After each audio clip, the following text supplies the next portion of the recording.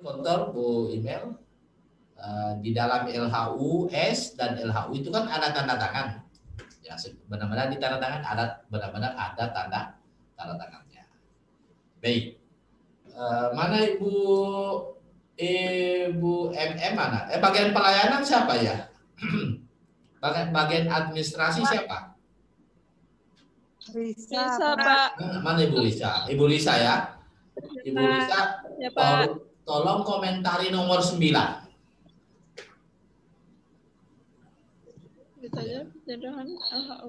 Ya, berita acara penyerahan. Tolong komentari tentang pertanyaan ini. Bisa komentari, Bu Lisa? Berita acara penyerahan LHU sudah terisi, Pak.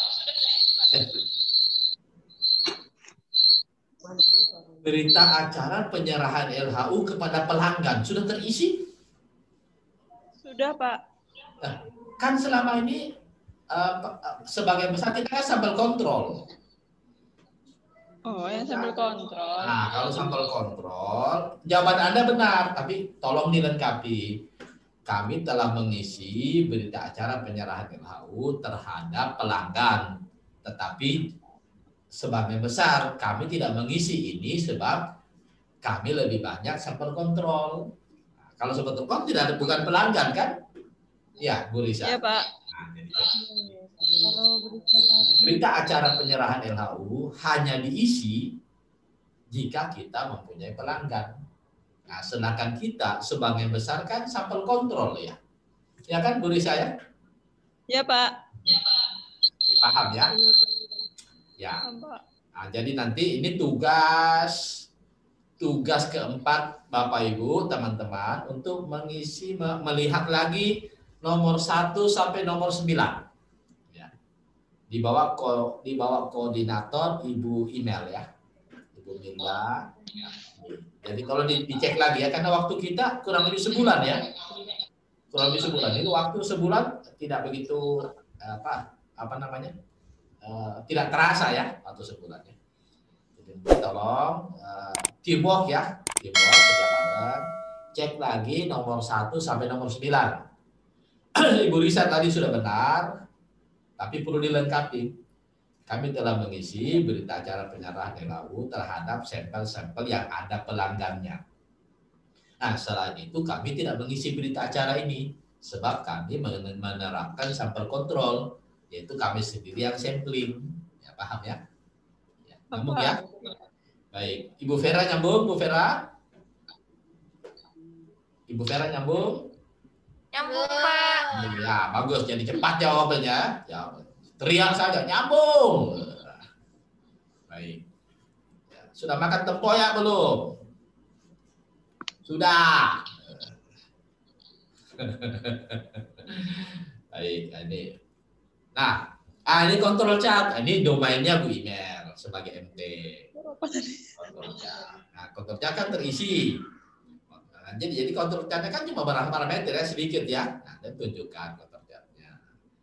Nah, kemudian kontrol human error. Mana rekaman-rekaman duplonya dan RPD-nya. Kan ada semua kan? Tunjukkan. Kemudian kontrol alat, kalibrasi, sama uji kinerja. Berarti siapkan sertifikat kalibrasi alat sama formulir uji kinerja. Ya, formulir uji kinerja ya. Nah, kontrol kontaminasi. Kontrol kontaminasi untuk 4 parameter ini, suhu, pH, TSS, TDS. Pertanyaan ke Ibu email, perlu nggak nomor 4 ini? Perlu nggak nomor 4 ini? Kontrol kontaminasi untuk parameter suhu, pH, TSS, TDS. Perlu nggak? Untuk kontrol kontaminasi, Pak, untuk parameter uji pH, suhu, TSS, dan TDS tidak perlu, Pak. Nah, sip. Karena memang IKM, lengkapi, karena IKM tidak mempersyaratkan. Nah, karena IKM-nya, rujukannya tidak mempersyaratkan. Jadi begitu ya. Kontrol kontaminasi terhadap parameter suhu, pH, TSS, TDS tidak dikerjakan karena rujukannya dalam kurung SNI tidak mempersyaratkan. Jawabannya sudah mulai sistematis ya. Nah, Ibu Vera itu analis ya? Iya, Pak. Nah, bisa tolong komentari nomor 5, Ibu Vera? Komentari nomor 5.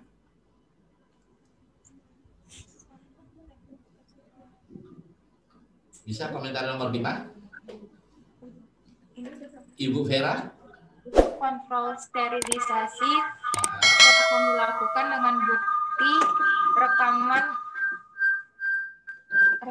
pemantauan ruangan dan LHF. Nah, jadi secara teori Anda benar. Ya, kalau perhatikan ya.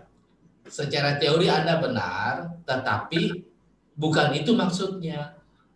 Maksudnya kan pembuktian.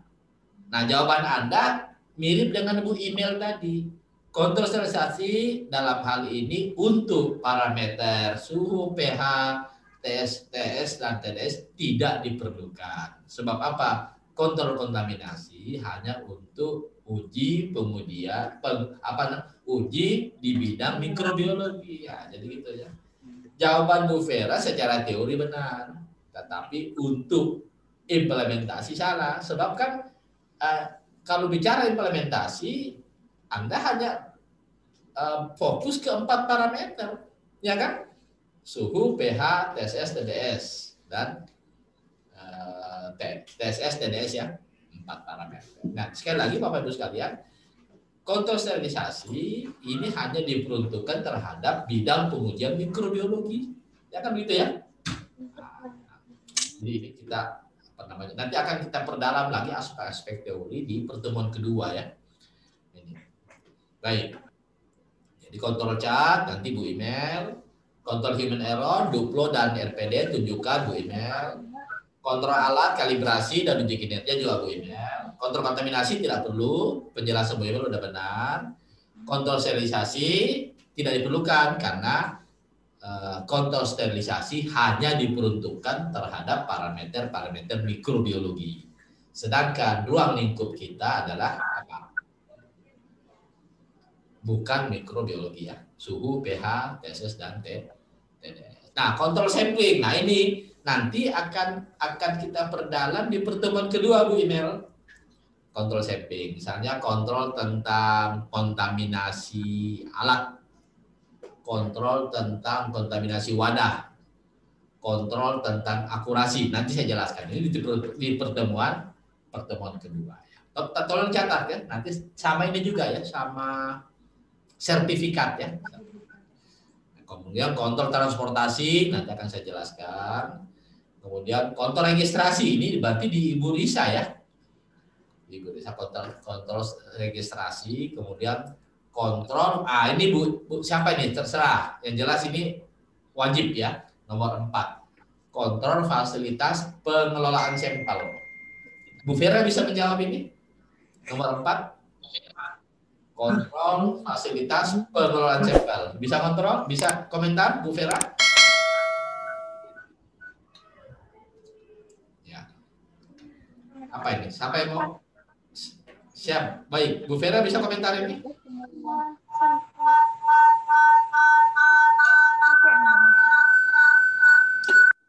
Bu Vera bisa komentar? Atau Bu email? Ayo, komentar. Nomor 4. Kontrol fasilitas pengelolaan sampel. Bu email bisa komentar? Untuk kontrol ruang penyimpanan sampel. Ya, terus apa lagi? Nah, udah benar. Lengkapi apa lagi? Terus? Distribusi personali. Kurang pas? Apa? Tadi. Kontrol fasilitas penyimpanan. Nah, tolong di mute dulu Bu Vera.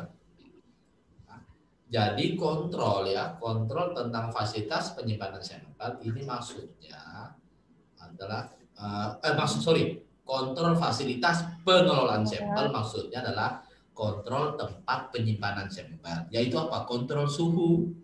Kontrol suhu di mana SNI mempersyaratkan untuk sampel lingkungan, air, suhu penyimpanan sampel adalah 4 plus minus 2 derajat Celcius. Nah, ini tugas keempat, yaitu mengisi formulir yang sudah saya buatkan, formulir kontrol suhu penyimpanan.